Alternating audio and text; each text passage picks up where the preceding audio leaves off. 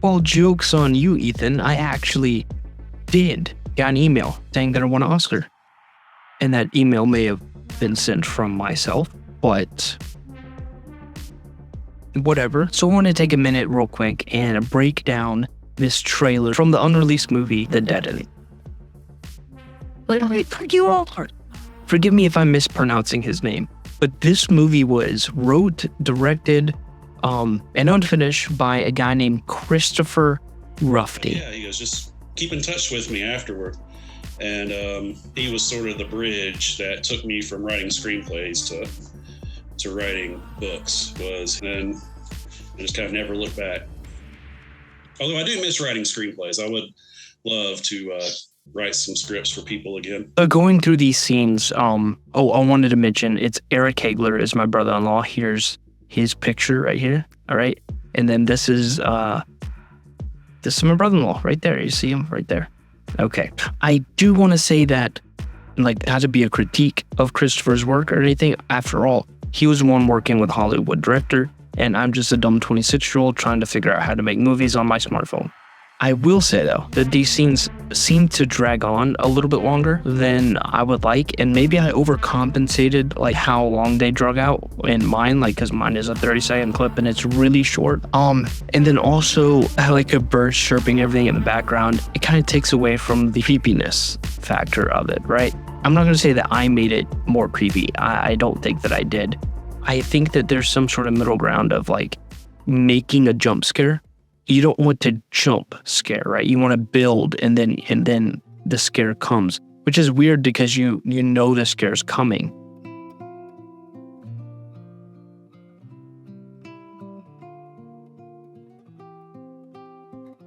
The weird thing for me is like, you know that it's coming, but it still scares you. And why is that? And that's something I haven't figured out yet, but I'm trying to figure it out. I'm trying to figure this stuff out. And you don't need a jump scare at all to make a scary movie, to make things seem a little bit unsettling. Music and the proper framing and the proper, like, lighting and stuff, all of that plays a massive role in why we feel uneasy. And what's really weird to me is the fact that we can even feel uneasy from something that is on a screen and we know has no impact or power over our life at all. Why does it make us feel uneasy? And the reason has a lot to do with the way you frame, with the music that you use, with the lighting that's going on. There's so many factors that go into making something scary that have absolutely nothing to do with spirits, demons, or creepy monsters in the night at all. And the reason that we get scared when we watch movies and films is the same reason we get happy, the same reason we get sad, the same reason we get emotional, the same reason we get nostalgic, right? The same reason is the reason that we get scared. And I feel like a lot of people will try to play that off and say that it's a demon, right? That demons are going to come through the screen and get you, right? And that's just not happening. That's not going to happen.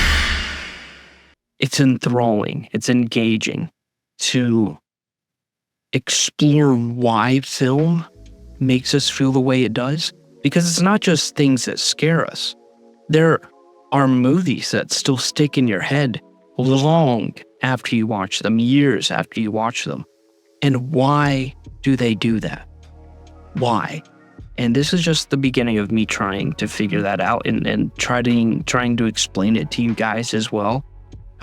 Little bit by little bit. And this is one thing that I've learned is that the frame within a frame makes you feel isolated from the character, right? That every single time that the character, which is my wife, is in frame, I put the camera behind something else. And there's this technique to create a sense of loneliness and to be separated from the character. I put Abby at a further distance away and then also filmed everything through a frame, another frame. It's called a frame within a frame. And the reason you do this is because what it does is it makes you feel disconnected from the actor itself, right? Like you're disconnected and almost like you're an outsider.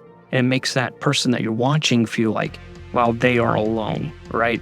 It also gives this creepy vibe that like somebody's watching them. It could do that, but that's the reason I decided to do that. And then that on top of the music, the drones, the high-pitched drones, that's just a little unsettling, a little uneasy. And the reason those high-pitched drones are uneasy and unsettling is because there's no finish, right? So it keeps rising. And it's crazy to me that just the way you position a camera, just the way the music that you decide to use, and where you put the risers and stuff like that can impact a video so much. Also, I wanted to thank every single person who has decided to subscribe to my channel and continue watching my videos. I know I haven't been uploading a whole lot. I'm working on changing that on the way I make content and what the content is that I make. I have a few projects lined up that I am working on that I'm more passionate about. I will admit to being burnt out.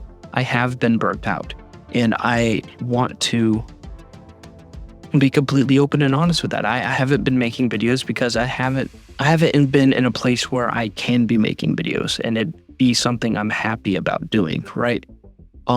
So stay tuned for that. And thank you guys so much for liking and commenting and subscribing to my channel. I honestly cannot believe I have 166 subscribers. You guys are amazing. And you have subscribed and liked my videos, even when I wasn't proud of them, right? The snack review videos, the things that I, may have been proud of at one time, but like am not right now, very proud of. You guys will like those, and it blows me away. You guys watched one of those videos and decided to subscribe, and it means the world. Thank you guys so much.